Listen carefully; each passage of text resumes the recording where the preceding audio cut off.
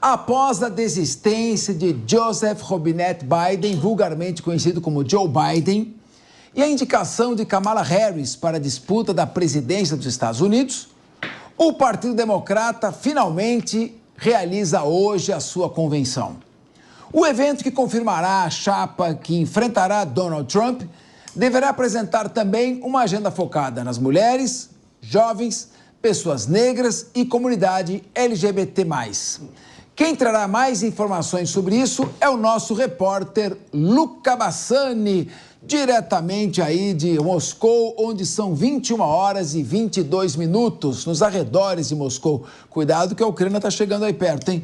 Vamos ouvir você, Luca, o que você tem aí? Como é que está essa luta, essa disputa eleitoral nos Estados Unidos? Boa tarde a você, Capê. Sempre um prazer estar aqui na linha de frente com a nossa querida audiência. Como você bem anunciou, hoje começa em Chicago a convenção do Partido Democrata. Os republicanos já realizaram a sua convenção em Milwaukee, no estado de Wisconsin, há praticamente 45 dias, onde Donald Trump foi referendado como o atual candidato do Partido Republicano. No caso dos democratas, será também apenas referendar a candidata e atual vice-presidente dos Estados Unidos, Kamala Harris, para disputar pela chapa a presidência no próximo dia 5 de novembro. Inclusive, neste primeiro dia, são esperadas grandes personalidades do partido, inclusive o próprio presidente Joe Biden, que estará andando lá, não na condição de candidato, mas na condição de presidente da República, para tentar trazer mais votos a Kamala Harris com a sua postura centrista. Lembrando que é uma condição que há muito tempo não víamos, um presidente incumbente nos Estados Unidos desistindo da reeleição. No caso, o último que aconteceu foi Lyndon B. Johnson, em 1968, ele que assumiu após o assassinato de Kennedy, em 1963, ganhou uma eleição e tinha direito a concorrer mais uma e acabou não o fazendo. Então, há muito tempo a gente não tem isso nos Estados Unidos e Joe Biden, de fato, encontrará um desafeto político seu, pelo menos que era importante e aliada sua no começo do governo, Nancy Pelosi, mas que foi fundamental como uma das caciques do partido para fazer com que ele desistisse desta candidatura que não teria muita chance de vencer. Não só Joe Biden comparecerá, mas nos próximos dias teremos a presença de Barack Obama, Bill Clinton, dois antigos presidentes do Partido Democrata, também muito carismáticos, que sabem falar muito bem, e a própria Kamala Harris chegando no último dia da convenção, na quinta-feira, para amarrar, arrematar esta convenção com os tópicos que serão fundamentais durante a sua campanha e possivelmente na sua presidência. Você colocou bem aí as questões migratórias, de aborto, as questões das minorias étnicas, os hispânicos, os asiáticos, os negros, no caso dos asiáticos e negros representados pela própria Kamala Harris, além também das questões econômicas, serão fortemente não debatidas, porque não teremos uma oposição, mas serão fortemente ditas, anunciadas para a população americana, neste momento em que também novos protestos tendem a acontecer nos arredores da convenção para mostrar insatisfação com a política tanto pró-Israel de Joe Biden, como também a política migratória, que mudou bastante. É um dado curioso que vale a pena trazer aqui para a nossa audiência, Capês. No ano passado, em dezembro, eram cerca de 250 mil imigrantes ilegais chegando nos Estados Unidos todos os meses através da fronteira com o México. Após a queda brusca nas pesquisas, Joe Biden percebeu que essa política não poderia continuar, principalmente o embate entre a Polícia Federal e a Polícia Estadual do estado do Texas, e aí muitas medidas foram colocadas para tentar parar com essa quantidade imensa de pessoas, e atualmente o número é por volta de 54 mil pessoas ilegais chegando por mês, ou seja, uma queda de aí 80%, e que mostra que essa questão migratória vai ser também muito discutida tanto por Trump quanto por Kamala Harris, mas a gente quer saber as ideias dela, A gente sabe tudo aquilo que ela representa como mulher, como ex-procuradora do estado da Califórnia, como filha de imigrantes. Agora, o que todos querem saber nesta convenção são as suas ideias para a América, no que diz respeito à economia, macro e microeconomia, política interna e externa, política de imigração, principalmente, e tantas outras coisas relacionadas às drogas, por exemplo, que acometem tantas cidades americanas. É isso que nós esperamos poder trazer à nossa audiência ao longo desses 4 dias, através de todos aqueles que falarem. Ô, Luca, aqui estava o Guilherme Mendes todo felizinho, dizendo, a Kamala está subindo, o Trump está caindo. Mas, na verdade, ainda que a Kamala tenha todos os votos dos estados mais progressistas, como Califórnia, Nova York, E o Trump vencendo onde normalmente ele vence, que é a Flórida e os outros países ali do centro-oeste americano. Eu pergunto a você, como está a popularidade de ambos da disputa nos chamados swing states, que são aqueles estados indefinidos? Arizona, Novo México, Wisconsin, Pensilvânia. Pois é, Capês, essa questão é sempre muito importante. Dos 6 estados pêndulo que nós temos, né?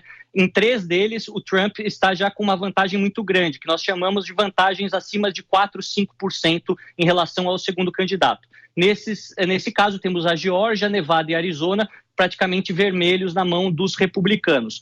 E, por outro lado, nós vemos que do Michigan, Pensilvânia e Wisconsin, que estavam também na vantagem de Donald Trump, agora estão na vantagem de Kamala Harris. Só que a vantagem dela é dentro da margem de erro. Ela está por volta de 1,5 a 2 pontos percentuais na frente de Trump nesses estados, o que fica dentro da margem de erro. É uma melhora considerável em relação a Joe Biden, que estava perdendo em todos esses estados, mas ao mesmo tempo não é uma vitória garantida, não é uma vantagem folgada, se assim podemos dizer, que garantirá esses estados na mão dos democratas. Mas é uma corrida muito mais competitiva, isso com certeza, onde será mais emocionante acompanhar a apuração e onde os candidatos precisarão se esforçar mais nesses estados-chave, que tem uma demografia tão peculiar, cada um deles, para tentar convencer os eleitores indecisos a votarem para si. É algo que a gente vai acompanhar, espero também estar lá em novembro, diretamente de Washington, fazendo essa apuração ao vivo aqui com a nossa audiência.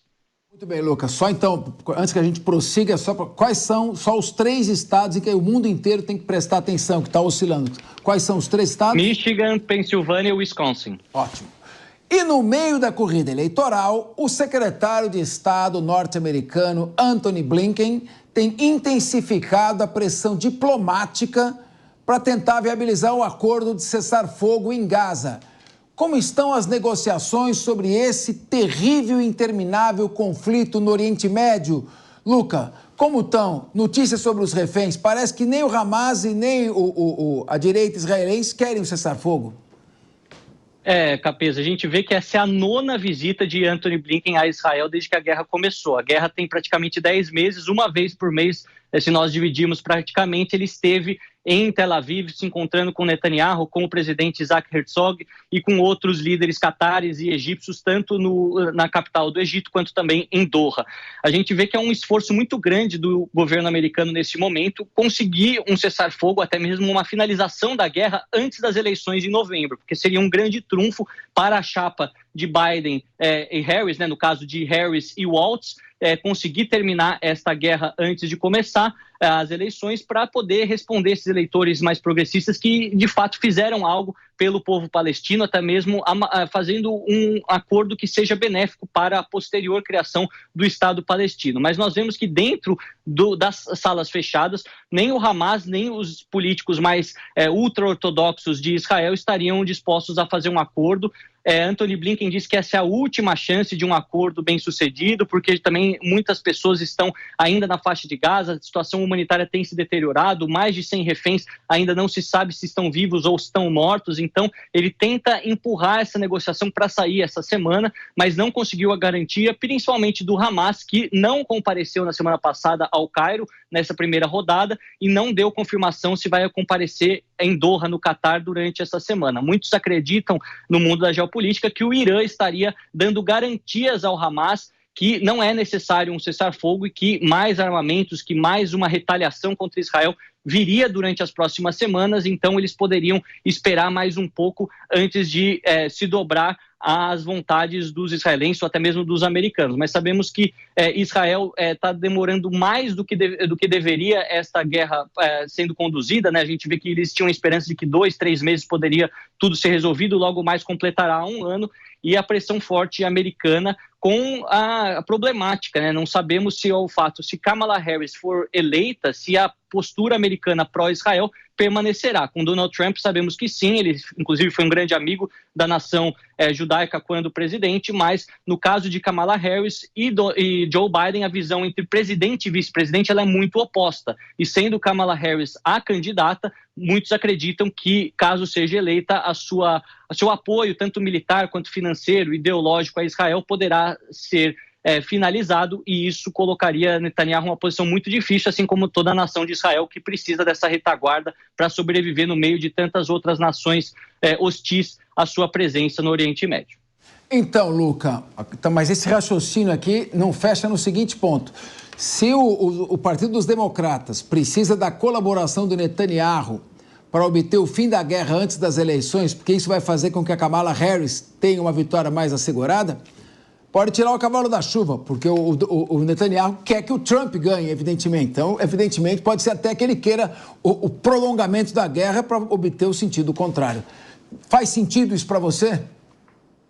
Faz sentido, mas na questão da guerra, 6 meses faz muita diferença. Nós sabemos que até Trump assumir ou Kamala Harris assumir, o Netanyahu vai precisar dialogar com o governo Biden e dar todas as condições, as garantias necessárias para que essas armas continuem chegando. Por mais que seja um discurso que os democratas façam nesse momento apenas para inglês ver, dizendo que apoiam a causa palestina, mas no fundo mandam milhões e milhões de armamentos, de dólares em armamentos para os israelenses, nós sabemos que com uma pessoa um pouco mais ideológica na frente da Casa Branca, isso pode mudar, e eu acredito que por mais que estejam juntos neste momento, Kamala Harris e Joe Biden são políticos de ideologias completamente diferentes, e não me impressionaria que caso ela ganhar, que essa política seja completamente alterada já nos primeiros 6 meses de governo, e aquilo que os democratas construíram em relação à nação de Israel com John F. Kennedy, com o próprio Jim Carter, sendo sempre um intermediador, também os governos Clinton e Obama, eu acredito que poderia ir por água abaixo. Não acho que os democratas por muito tempo permanecerão como amigos de Israel. Acho que vai ficar uma questão bastante dividida no futuro da política americana, sendo os republicanos os apoiadores de Israel e os democratas por uma questão da política interna, a pressão dos jovens, dos filhos de imigrantes árabes, de se distanciar um pouco mais desse apoio ideológico à nação judaica. Vamos falar de Rússia versus Ucrânia. A Ucrânia continua avançando em território russo. Desta vez, os militares explodiram a terceira ponte sobre o rio Saim em Kursk. Como está a situação nesse momento da Rússia? A Rússia está conseguindo fazer a Ucrânia recuar, a Ucrânia está avançando, isso aí pode levar a uma reação mais violenta da Rússia, inclusive chegar próximo ao uso de armas nucleares táticas. A situação é preocupante, chegou num ponto aí realmente dramático. É um ponto dramático. Ontem, inclusive, eu estive a poucos quilômetros de Kursk, estive no Oblast de Kaluga, aqui também na região mais sudoeste da Rússia, e você vê que as estradas que vão para lá elas já estão muito vazias, né? Muitas pessoas do fluxo contrário vindo em direção à capital Moscou, enquanto pessoas que seguem para essa região são muito poucas por conta da periculosidade. Os ucranianos, de fato, se estabeleceram no Oblast de Belgorod. Esse é o primeiro que faz fronteira com a Ucrânia, muito próximo da região de Kharkiv, e também o Oblast de Kursk, esse o mais populoso, mais historicamente falando relevante, e ali os ucranianos com um novo escritório tentando criar o que a gente chama no jargão militar de uma buffer zone, uma zona neutra, onde de lá vão poder fazer a troca de prisioneiros, a entrada de ajuda humanitária e também pressionar a Rússia para sair do seu território, até mesmo negociar os termos desta finalização deste conflito. Os russos, eles são muito estratégicos, Capês, eles jogam xadrez no aspecto das guerras há muito tempo, e eles sabem que este é um momento em que estão perdendo, mas não são daqueles de tomar decisões apressadas. Eu acredito que o presidente Putin sabe que é um momento muito ruim, muitas pessoas cobrando o governo nessas regiões para tomar alguma posição, porque se sentem inseguras. Aquele título de senhor segurança que Putin tinha agora não tem mais, porque foi uma falha, de fato, da FSB, dos órgãos de inteligência, do próprio exército russo, de controlar essas fronteiras e fazer com que, no início, apenas 1.000 soldados ucranianos conseguissem tomar mais de 800 quilômetros quadrados, e agora eles estão pensando na retaliação. Não sabemos se eles vão realocar essas tropas que estão em Donetsk e Lugansk para dentro da Rússia para expulsar os ucranianos, ou se vão, de fato, apenas dividir e tentar conter os ucranianos que querem mesmo, com essa manobra de distração, retomar os seus próprios territórios. É algo interessante de se analisar do ponto de vista da estratégia militar e também do ponto de vista político. Qual será o resultado para Volodymyr Zelensky após essa medida ousada e para o próprio Vladimir Putin, que tem sentido uma pressão dos seus próprios ministros para uma resposta. Não sabemos se a resposta ainda não aconteceu, porque eles estão pensando em como responder da melhor maneira mais eficiente e rápida, ou se não tem os recursos financeiros e também humanos para tal. Muitos soldados russos morreram durante essa guerra, muitos ucranianos também, mas essa guerra tem sido também muito desastrosa para a Rússia do aspecto financeiro e humano, dezenas de milhares de mortos e muitos armamentos perdidos, milhares de tanques. Então, não se tem ainda